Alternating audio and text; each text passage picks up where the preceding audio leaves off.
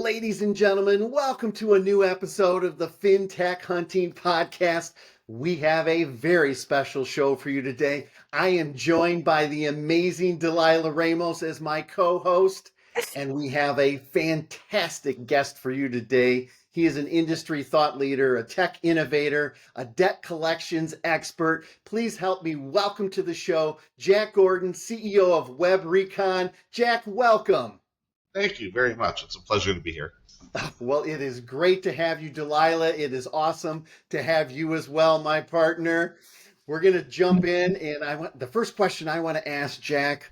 We both have legal backgrounds, Jack, and I kind of want to set the stage for our listeners to understand, because when I heard this statistic, I almost fell off my chair, that there are thousands of new lawsuits each and every day filed in state and federal courts against creditors, debt collectors, debt buyers, marketing professionals.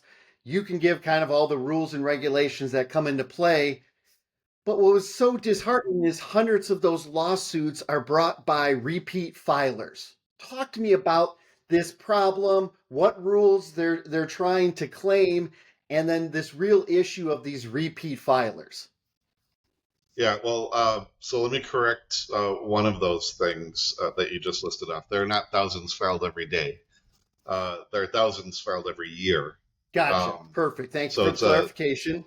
Yeah, we're talking about this is a really niche area, right? This kind of litigation. We used to get,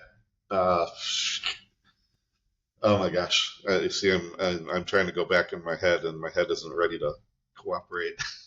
But go back to like 2007, 2008 is when this phenomenon really began. Okay. There was a consumer attorney out there who had the brilliant idea, and I believe he still does it to this day. But we're talking 15 years ago, 16, 17, 18 years ago. He created a boot camp for attorneys to learn how to file under these consumer statutes. Primarily at that point, it was the FDCPA, the Fair Debt Collection Practices Act. And he put just so many people through his boot camp, and they all came out and started filing lawsuits against collection agencies with what they've learned. Right, the biggest the biggest challenge for those guys is recruitment, right? They need plaintiffs in order to file these lawsuits, but they are in business to file these lawsuits. And as I think probably everybody who's listening to you would understand, that the great majority of them are baseless. They're filing a suit because they can, and because the pain point of defending these kinds of suits is rarely worth it. That's what they call the nuisance settlement. So back then, 2007, 2008, for instance, FDCPA suits went from like maybe a couple of hundred a month for years before that, and then all of a sudden, 2007, 2008, they exploded. And it went up. At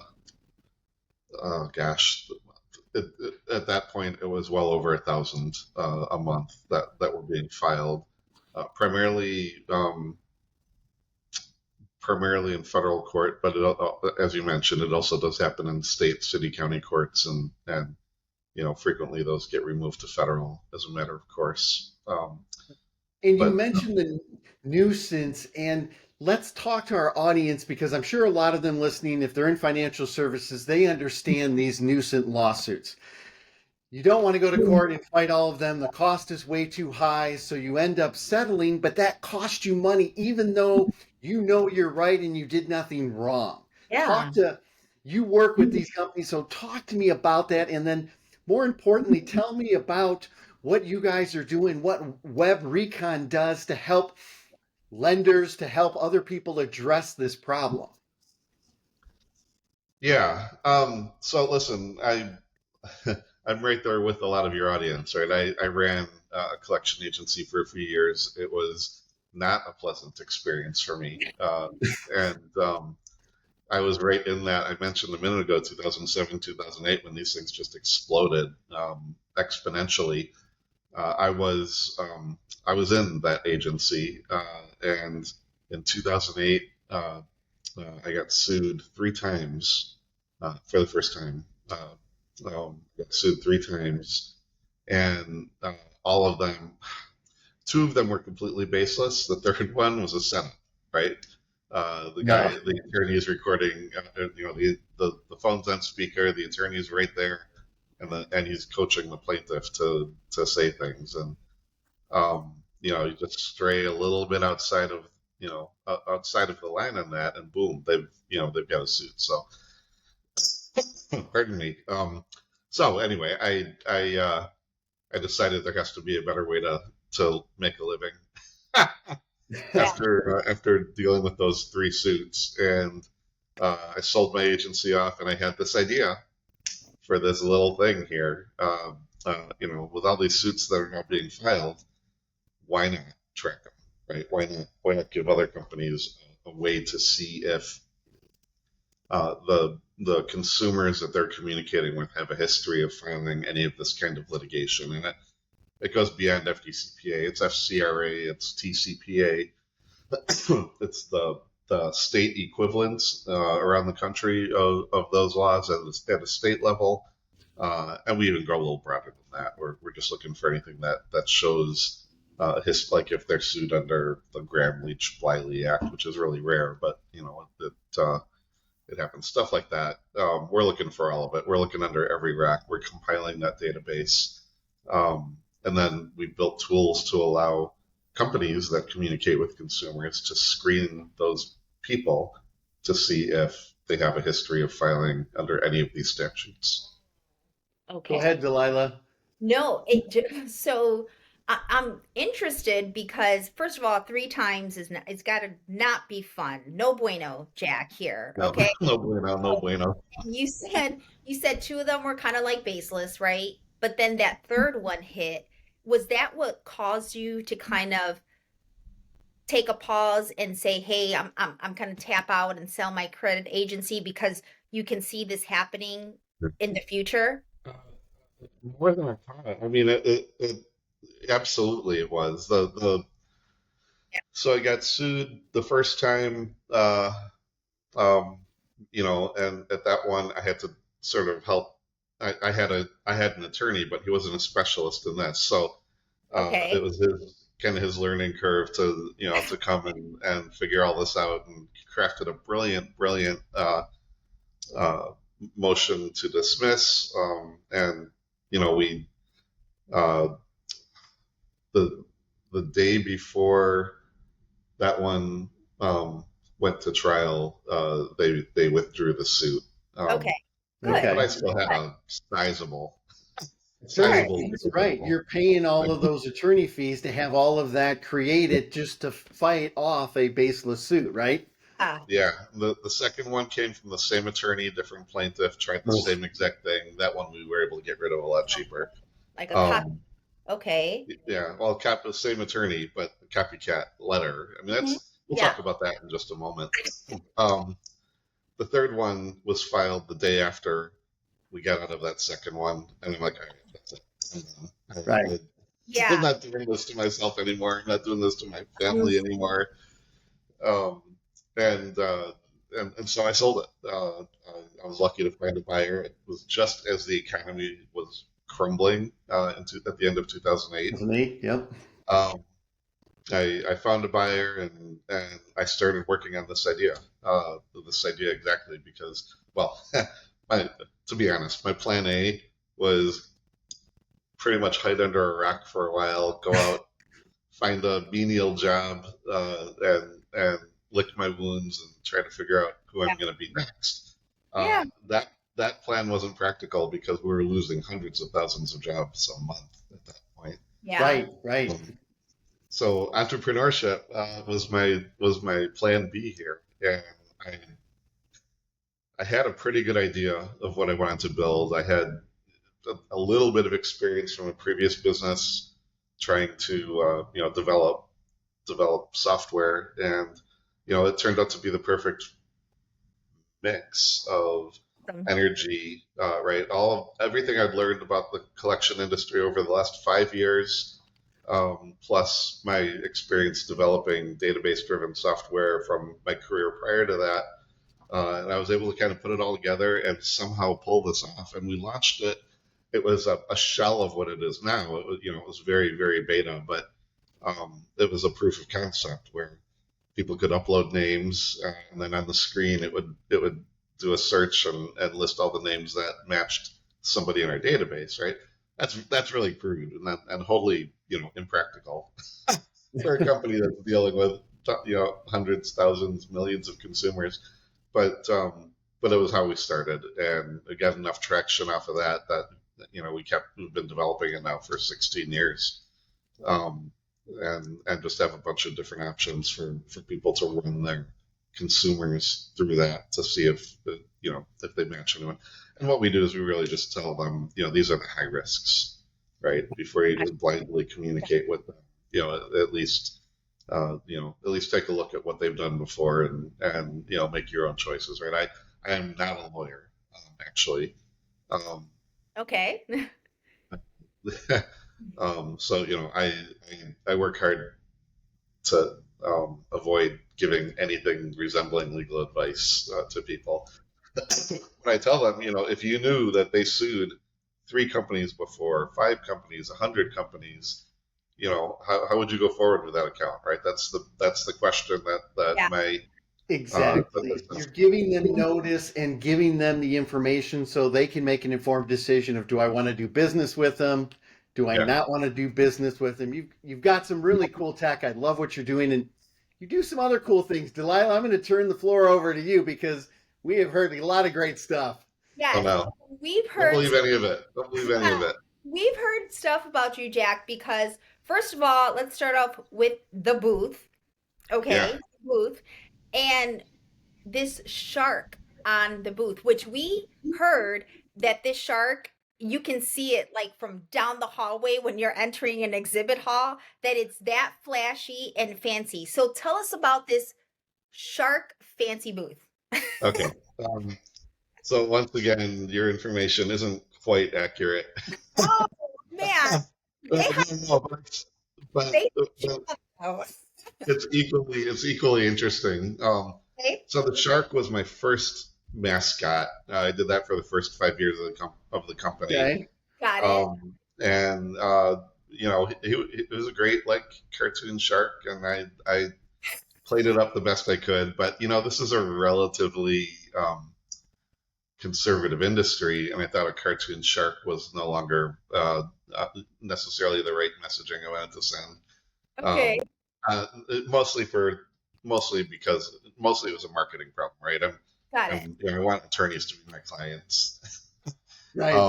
and putting a cartoon shark on a legal product just was not quite the right fit. Okay. So I thought about when it came time to rebrand, and we're talking 10 years ago. I put a lot of thought, did a lot of research, and I found this wonderful, beautiful, amazing monster. It's a big red monster. It's like a Muppet. It's like the giant Muppet monster, kind of. Okay.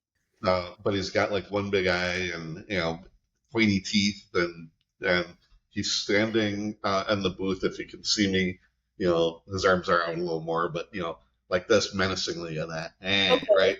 So and he's a big red monster, and above him, it says in giant, bold, capital letters, "Lawsuits suck." Right? No lie there. No lie there.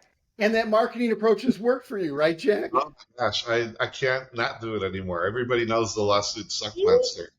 So then, I use that now for, like I said, almost a decade. And when I was at the MBA show last February, I think. Okay. Our booth, I wasn't so used to this in the debt collection space, right? Almost all of the booths there are boring. Yeah. When I got to MBA, my beautiful display was in between two backlit displays, and we Okay. kind of looked at that and we're like, all right, we're totally getting lost. We have got to up our game. So so I turned it into a backlit, and it just shines, right? I mean,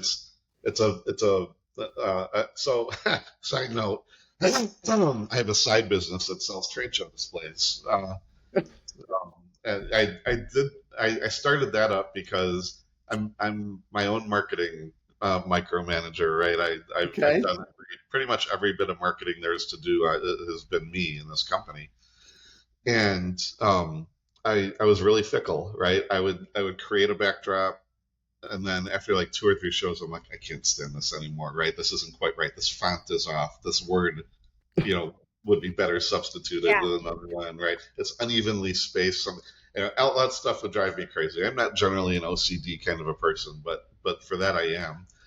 And it was just so expensive to keep on ordering, all these new Yeah. backdrop It is. covers, and so I decided to reverse engineer the model from the guy that was selling them to me. I figured out where his supplier was and established relationships and created a small company around it. And a lot of those booths now, certainly in the collection space, are ones that I have provided to them that I've been able to uh, build and print and get to them. And it's a fun side business. I don't have to think very hard at it. That's got to Um, be a lot of fun, definitely. And yeah, it came from just an idea because you kind of went through like a pain point, and from that pain point came this fabulous idea, and now you have another revenue stream. That's awesome. yeah. I'd call it a hobby business. Oh, I like that. Uh, Write that down. Hobby business. it's a creative when I can scale it up or down, when I'm busy or not busy or traveling or Yeah. whatever. Um, but anyway, so this big red monster uh, is on a solid black backdrop, and so the monster is very colorful. He's more than red. He's very colorful. So that backlit just explodes, right? You That's don't Yep. see, the dark background does a great job of focusing on all the vibrant colors in the monster, and it just does jump out. And that's a tip for your listeners here. Um, my philosophy for a long time, and it evolved, but building the perfect backdrop, or I should say, designing the perfect backdrop at these Yep. conferences, bold and minimalist. bold That's and the formula. That's what makes people slow down as they're walking by. bold Well, and that and the monster. Um, Jack, I find it interesting you say that because bold. Delilah and I work with a lot of marketing. We work with a lot of companies, and I think so many times companies think they have to tell their whole story on the booth, right? It's a data dump. We do these 30 things, and I'm like, man, it's way too much. So I love your minimalistic, and you're right. If the goal of the trade show booth is to have people stop and talk to you, all that's supposed to do, the lawsuit sucks with something that grabs their attention yeah, is priceless. yeah, Yeah, and it that's worked. And it's why I can't ever stop using it, or at least I haven't been able to yet. yeah. But I get routinely. I do a lot of conferences, 15 to 20 a year. Routinely, I get people coming up and asking if they can take a picture of my booth, right? Yeah. Because it impacted them, right? It either struck a nerve if they've had some experience with this, or they find it hilarious. It's certainly generally the boldest one in the room, and I routinely get awards from people saying you got the best. This So is really cool. I love it. I want to take a selfie with it. That's pretty awesome. I'm very proud of that. You should be. And so we've talked about WebRecon, how you kind of got in the business. I love what you're doing with trade shows and exhibits and how you grab people's attention. Tell me, what is it like to be part of the Cora family? Yeah. So I originally didn't have any intention of becoming part of the core family. I was planning an exit. um, Pardon me. Sure. I was planning an exit. We had a 6-month contract for me to stick around through the transition, and then about a month, almost not even a month into about 3 weeks maybe into the after the sale, Dennis Brosnan, who I believe you know, Yeah. Yes. who is our project portfolio manager at the Core Group. He came with me to one of the debt collection spaces, big conferences, and he saw the reaction. News had just gotten out that the sale had happened, and he saw so many people coming up to me and hugging me and congratulating me and people coming up and talking about how the product has really had a positive impact in their business, and they feel better knowing that they're doing this right. And Dennis is just witnessing all of this, and it was a pretty constant stream because I've been a very I'll say active member of that space now for 15 years, and so I know everybody. And it was before that show even ended that he said we need to talk. Okay. And he's like, we'd really, especially after seeing this, we'd really like you to consider staying on. And So, we batted that around. We had still almost 6 months on that contract. So we batted that around. And, for me, the biggest motivation for me to do that, because I was looking forward to not doing this anymore. It takes a lot to run a business, even that Right. size. But what did it for me was, I enjoy the trade shows, I enjoy the marketing, That's the awesome. strategic relationships, the outward facing stuff, even the sales. By the way, for people who have a small business that they are the main character in, it is almost impossible to get a salesperson who can actually replicate that Oh yeah. chemistry in the sales process, right? I've tried many times to push off sales onto a salesperson, and varying levels of success, but none of them were really stellar. So anyway, people want to deal with me, which Yep. You're the brand. Brand. double-edged sword. Yeah. So a little word of warning that I'm sure everybody has heard that before, but it's true. So anyway, I digressed and I lost my train of thought. Where was I going? Oh, You were going with Cora and the impact that they've had yeah, on partnering with them.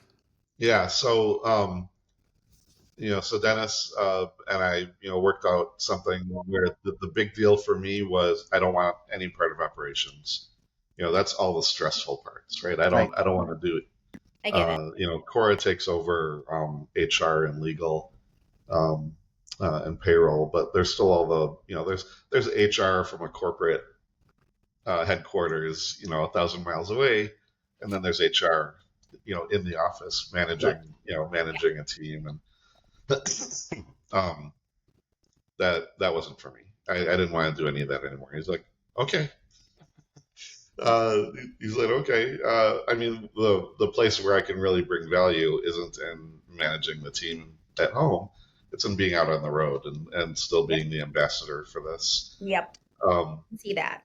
and so we made that work, and it has been almost a year and a half. Oh, Um, it was July of last year.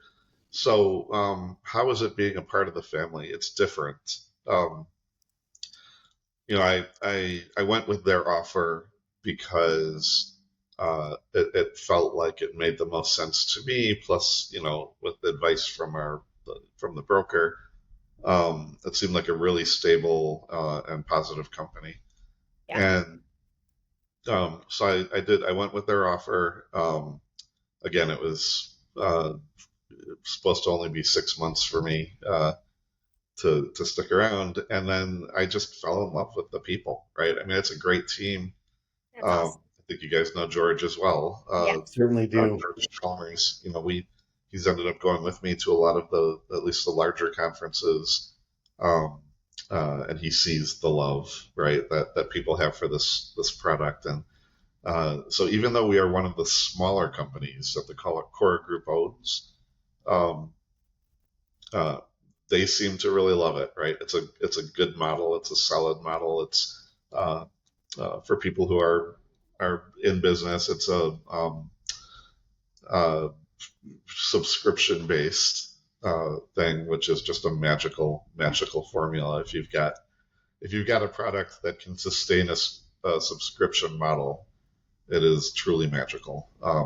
Yeah. That's, in my mind, that's really the only way that you can make a small business like this work in today's economy.